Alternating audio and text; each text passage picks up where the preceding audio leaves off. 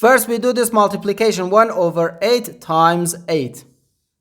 We can easily cancel this 8 and this 8. So here we have just 1. And 8 divided by 1 gives us 8.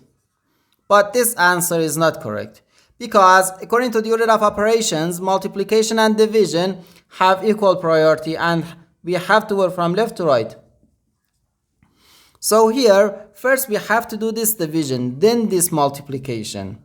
If we do this multiplication before this division, it is wrong.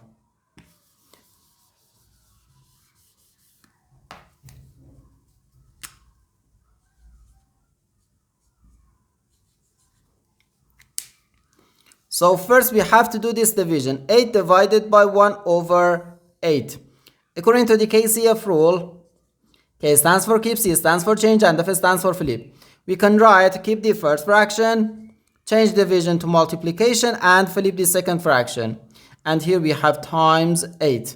Okay, 8 times 8 gives us 64. So 64 times 8. Okay. 8 times 4 gives us 32.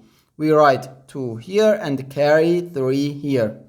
8 times 6 equals 48, and 48 plus 3 gives us 51.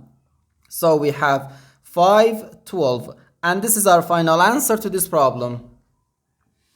The correct answer is 512.